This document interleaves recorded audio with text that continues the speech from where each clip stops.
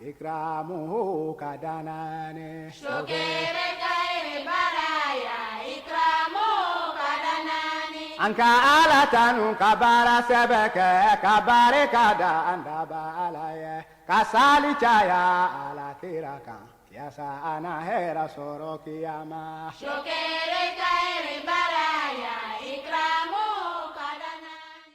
A'udhu billahi minash shaitanir rajim. Bismillahir rahmanir rahim. Assalamu alaikum, chers téléspectateurs. Nous sommes sur la MTA francophone pour le programme Ciel Nouveau qui aura pour thème l'homme. L'homme est-il à mesure de toutes choses? Est-ce que l'homme est capable de tout faire? Et quelles seront les limites de l'homme? Donc, nous aurons l'opportunité de débattre de cela avec nos deux invités, à savoir M. Chérif Mamadou, qui est le caïd du district d'Abidjan, ainsi que le missionnaire Ouattara et Abdraman, qui est un de nos missionnaires à Abidjan. Donc, directement, je vais poser la question à M. Chérif de ce que c'est que l'homme. Qu'est-ce que l'homme?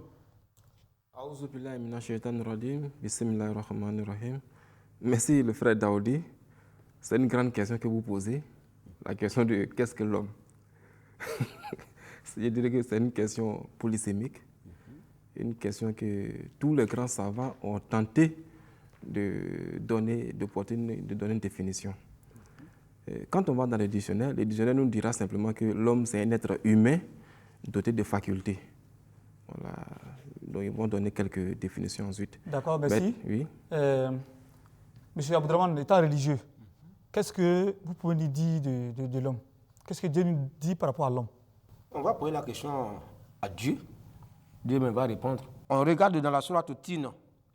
Allah subhanahu wa ta'ala dit وَلَقَدْ خَلَقْنَا الْإِنسَانَ فِي أَحْسَنِ تَقْوِيمٍ. Assurément, nous avons créé l'homme selon le meilleur plan de création.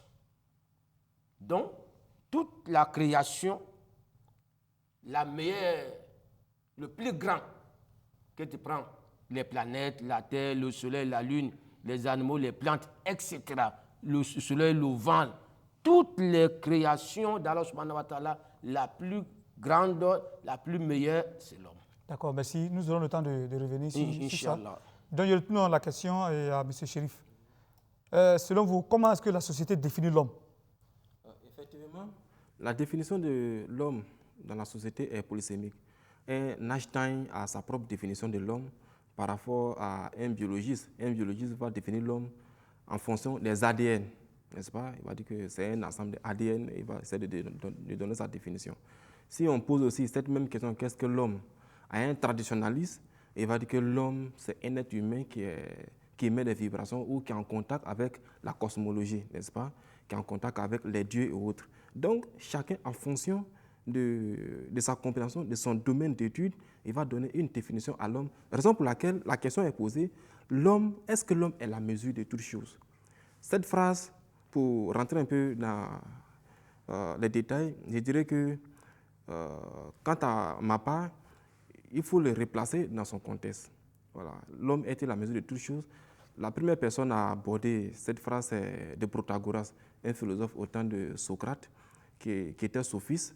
Donc, dans son traité de la vérité, extrait, je pense, du Théétète. Donc, c'est lui qui a abordé la question de est-ce que l'homme est la mesure de toutes choses? Pour lui, l'homme est la mesure de toutes choses. Maintenant, on va essayer de confronter cela. Est-ce que l'homme peut tout faire? On va essayer de confronter cela aux données religieuses. N'est-ce pas? Pour voir en quel sens l'homme peut être ou ne peut pas être. D'accord, nous allons revenir. Okay. Nous allons redresser encore la même question au missionnaire. Qu'est-ce que Dieu dit de l'homme? Donc, comme je disais tantôt, Dieu dit de l'homme, d'abord dans la création, il lui a rendu le meilleur de toute la création.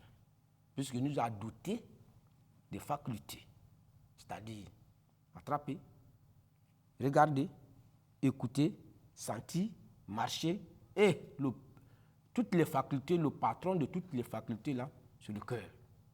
Donc tout ce que tu vas regarder, écouter, sentir, attraper, marcher, on donne ça au cœur, lequel va tamiser et paf, il va prendre le bon grain pour travailler. Autrement dit, c'est l'homme qui peut distinguer entre bonnes choses et mauvaises choses. Si l'homme n'arrive pas, malgré que Dieu l'ait placé, la balle plus haute, Dieu a placé l'homme au-dessus de toutes les créations. Mais si l'homme n'arrive pas à distinguer entre le bien et le mal, Dieu dit que tu n'as pas la solution. Moi qui t'avais mis en haut là, et j'ai même possibilité de te faire chuter. Voilà. Voilà pourquoi, par rapport aux autres créatures, c'est l'homme seul qui a une récompense auprès d'Allah subhanahu wa ta'ala. Et c'est l'homme seul aussi qui a une sanction auprès d'Allah subhanahu wa ta'ala. Contrairement aux autres créatures, n'a pas de mérite ni de sanction. Ok, merci beaucoup. Je retourne la question à M. Chérif.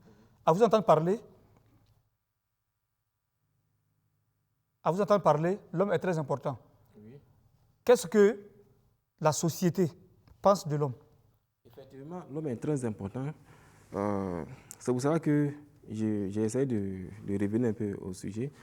Est-ce que l'homme est la mesure de toutes choses? Ici, il y a le mot mesure, n'est-ce pas? Donc, en quelque sorte, l'homme devient comme une unité. Une unité. Donc, la question que les savants à cette époque se sont posées, est-ce qu'à partir de quoi l'homme fonde sa connaissance? N'est-ce pas? Donc, sur le plan empirique de la théorie des connaissances, ils se sont dit que l'homme fonde sa connaissance en fonction de son milieu, n'est-ce pas? Pour quelqu'un qui vit, je prends un exemple, pour quelqu'un qui vit dans la forêt, sa connaissance va se limiter seulement qu'à la connaissance de la forêt, qui est différente d'une personne qui vit dans le pôle Nord où il fait moins 70 degrés. Ils ne vont pas avoir les mêmes connaissances. Donc la connaissance de l'homme part de là où il vit, des réalités dans lesquelles il vit. C'est à partir de son milieu, de son cadre de vie, qu'il fonde sa connaissance, qu'il construit sa théorie de connaissance.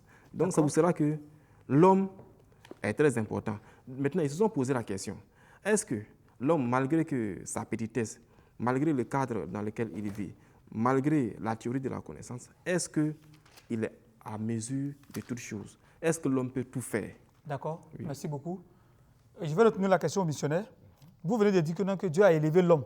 Donc l'homme est très important aux yeux de Dieu. Mais est-ce que c'est tout être humain qui est important aux yeux de Dieu? C'est tout être humain qui est important aux yeux de Dieu.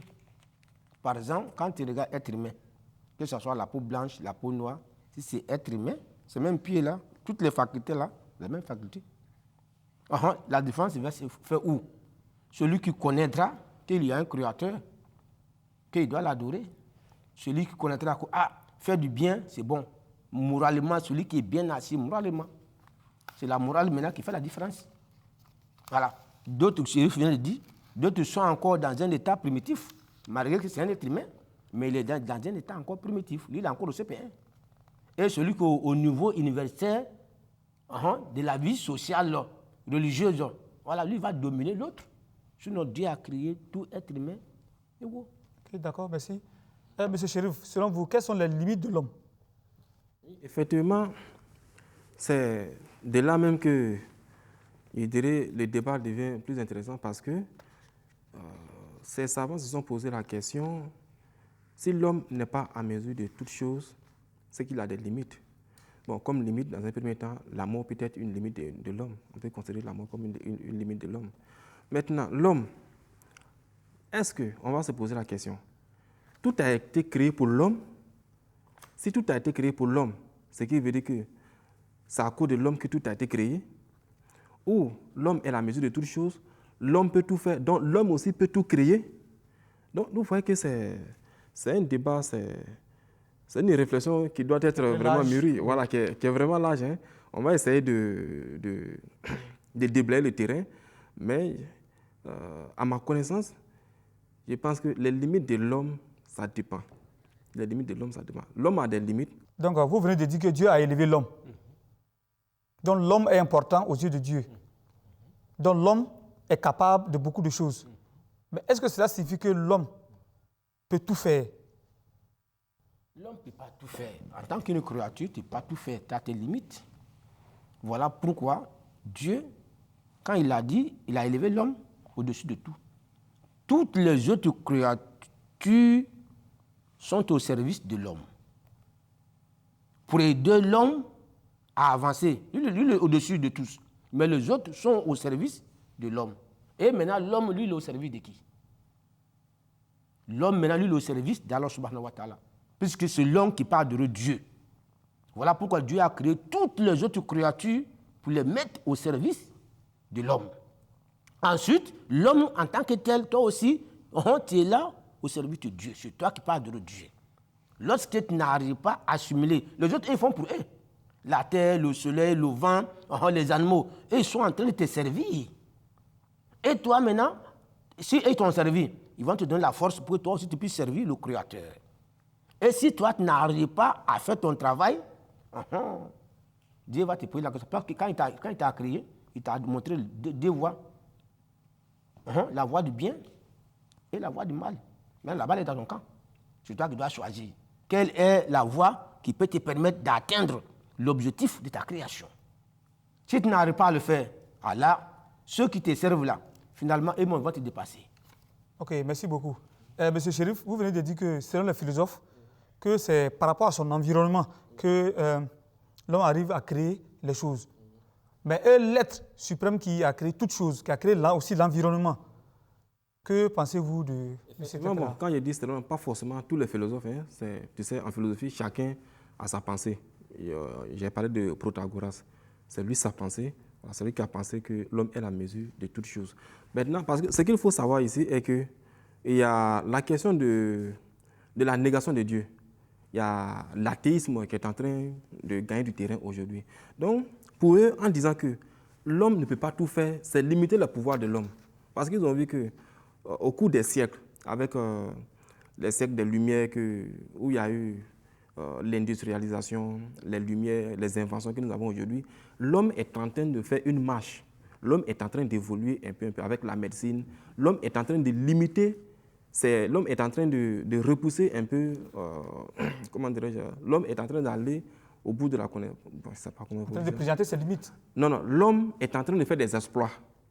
L'homme fait des découvertes aujourd'hui, l'homme est en train de faire des exploits.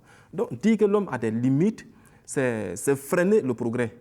Donc, il ne faut pas mettre de limites à l'homme.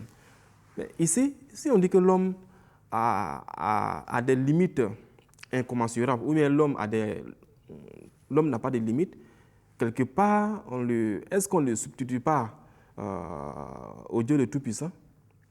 Quelque part, on compare l'homme à Dieu. C'est-à-dire l'homme peut tout faire.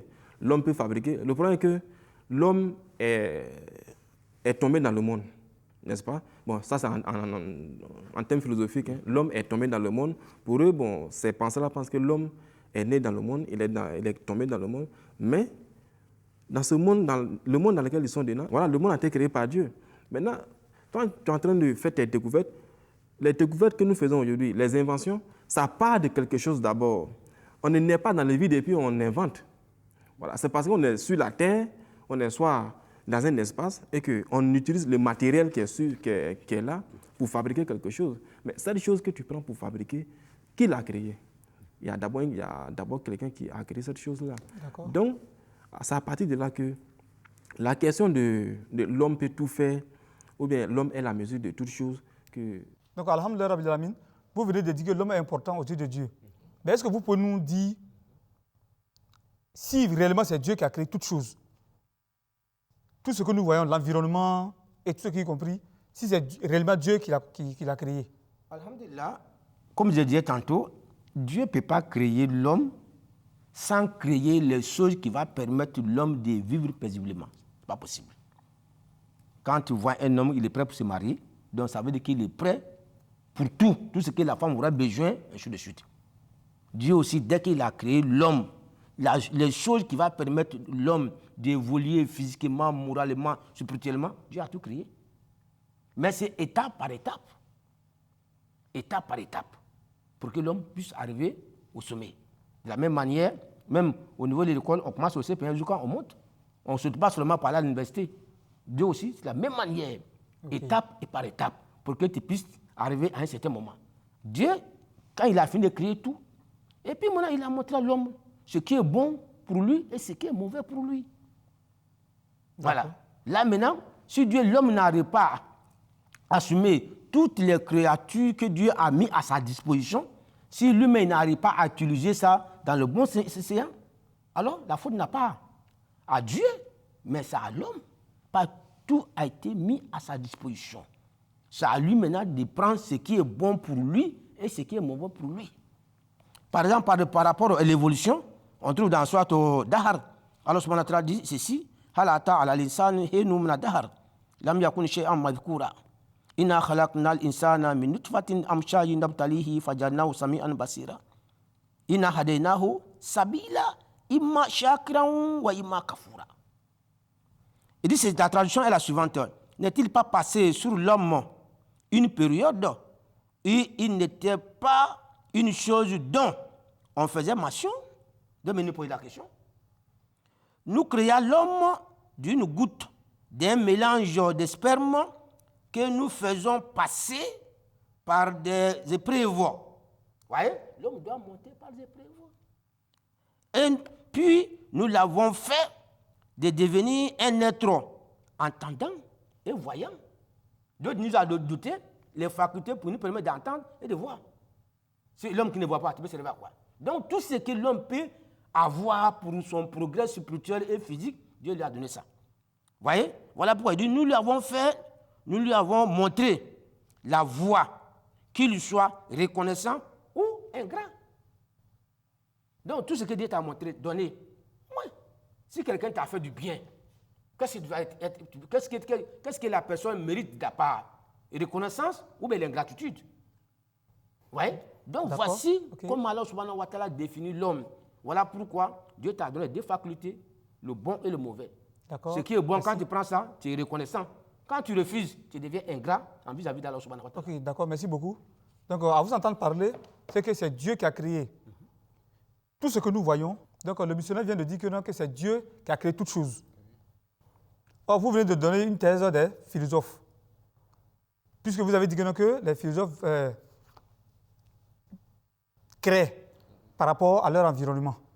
Mais est-ce que c'est pas la question, le missionnaire n'a pas répondu à la question de ces philosophes-là?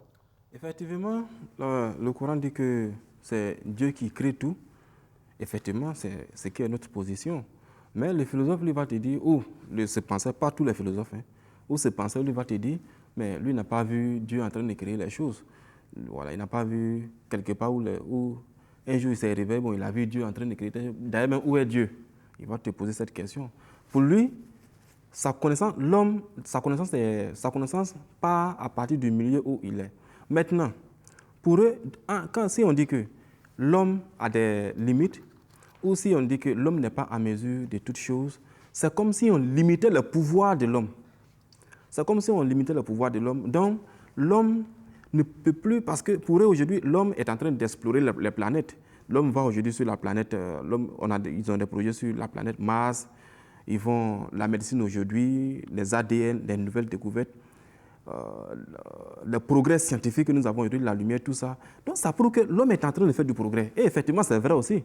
L'homme est en train, on fait des découvertes à travers de ce qui existe. L'homme est en train de prouver réellement qu'il maîtrise la matière. Mais tout ça dans l'ordre de Dieu, ou bien? Effectivement, c'est là. Quand on envoie la question de Dieu, bon, eux, ça les dérange un peu. Maintenant, là où il faut amener des arguments pour montrer que l'homme a des limites, c'est vrai, dans la nature que Dieu nous a donnée, Dieu a mis la connaissance dans la nature.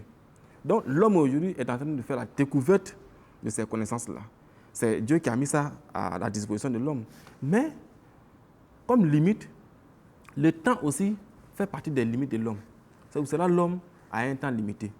L'homme a un temps limité, il va vivre, il va vieillir. Et tout ce qu'il voulait faire, il ne pourra pas tout faire. N'est-ce pas? Sa connaissance va rester limitée dans le temps et dans l'espace. Voilà.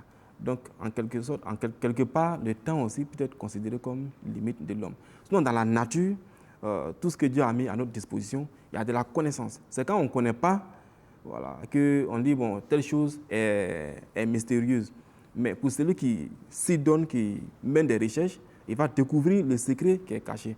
Ça, c'est Dieu qui a mis ces choses-là dans la nature. Et Dieu a fait ça expressément pour que nous puissions faire des recherches, pour que ces recherches-là, ces fruits-là puissent être bénéfiques à l'humanité. C'est un plan de Dieu, pour que ces recherches-là, les fruits de ces recherches puissent être bénéfiques pour nous-mêmes. Maintenant, ce n'est pas parce qu'on découvre tout qu'on va dire qu'on va se mettre à la place de Dieu. N'est-ce pas? Donc, c'est cette prouesse de l'être humain que des penseurs disent que l'homme est tout. C'est-à-dire l'homme peut tout faire. Or, le missionnaire a envoyé des versets qui prouvent que l'homme, Dieu a mis tout à la disposition de l'homme. N'est-ce pas? Ce que Dieu a mis à la disposition de l'homme, c'est sur ça qu'on travaille. Si c'était que l'homme avait inventé quelque chose, c'est-à-dire le néant, le vide est là, et puis on crée la terre, on crée les herbes, on crée le vent, on pourrait dire que l'homme est Dieu. Mais l'homme n'a pas créé le vent, l'homme n'a pas créé la terre, l'homme n'a pas créé les animaux. On est venu, on les a trouvés, et on mène nos recherches sur ce qui existe. N'est-ce pas? On n'a pas envoyé autre chose. Nos connaissances partent de ce qui existe déjà. Donc, déjà même, c'est un premier pas des limites même de l'homme. Ok, d'accord. Voilà. Merci beaucoup. Donc, on va retourner la question déjà au missionnaire. Voilà. Selon vous, est-ce que l'homme a des limites? Bien sûr, l'homme a des limites. Comme je disais tantôt, premier d'abord verset que je donne dans Sourate Tin. Dieu dit que l'homme, c'est le meilleur. Donc, en tant que la meilleure des créatures, Dieu lui a doté des facultés, de l'intelligence. Voilà pourquoi, tel que Dieu, pas celui le meilleur. Donc Dieu lui a doté les choses qui vont lui permettre de pratiquer cette place que Dieu lui a donnée qui est la meilleure. Voilà pourquoi Dieu lui a doté de l'intelligence. Il dit dans la Sourate Rahman, il y a ma'ashara al-jinn wal-insa, man istata minkum an tanfudu min aqtar samawati wal-ard fanfudu wala tanfudu illa bi sultan mubin. Il dit, oh, communauté de djinns et des hommes, celui qui a de moyens, capacités d'aller visiter les cieux, qu'il aille. Mais vous ne pouvez pas y aller sans l'aide de Dieu. Donc Allah subhanahu wa ta'ala déjà a donné cette connaissance à l'homme qui a permis à l'homme de créer les choses qui vont lui permettre d'escalader les cieux pour aller dans les différentes planètes. Vous voyez? Même il y a l'autre verset qui dit وَلَقَدْ كَرَّمْنَا بَنِي آدَمَ وَحَمَلْنَاهُ فِي الْبَرِّ وَالْبَحْرِ. Il dit, lui, il a honoré l'homme. Sur la terre, il a les moyens de se déplacer. Sur la mer, il a les moyens de se déplacer. Sur l'air, il a les moyens de déplacer. Qui a donné cette connaissance-là? Donc, c'était déjà là, Dieu a donné à l'homme. Nous avons fabriqué les véhicules, les trains, etc. pour que nous puissions voyager sur la terre, sur la mer. Qui a fabriqué? C'est tel que Dieu a donné l'intelligence à l'homme de fabriquer des bateaux ou bien des pirogues pour qu'on puisse voyager sur la mer. Les avions. Dieu, c'est même connaissance que Dieu a donnée. Voilà pourquoi Dieu te dit dans le Saint-Coran, Ma indana illa khazainuhu wa ma nunazziluhu illa bi qadrin ma'lum. Il dit, lui, il a le conteneur de chaque chose. Ou si vous voulez le magasin ou le conteneur, Dieu dit que lui, il a le conteneur de chaque chose. Mais il ne les faisait descendre qu'au moment opportun. Vous voyez? Nous sommes dans un studio là. C'était déjà là. Dieu, à un moment donné, dit que l'humanité a besoin de ça pour évoluer. Dieu a donné cette connaissance-là à quelqu'un qui a fait des recherches pour faire sortir pour l'intérêt commun. Les animaux, ils n'ont pas cet esprit-là, cette intelligence-là, les animaux n'en ont pas. C'est Dieu a donné à l'homme de faire toujours des découvertes. Voilà pourquoi j'ai rejoint le frère Chérif qui disait, si on dit l'homme est Dieu, l'homme a créé quoi? Il a envoyé une nouvelle terre, nouveau cieux, le vent, de l'eau.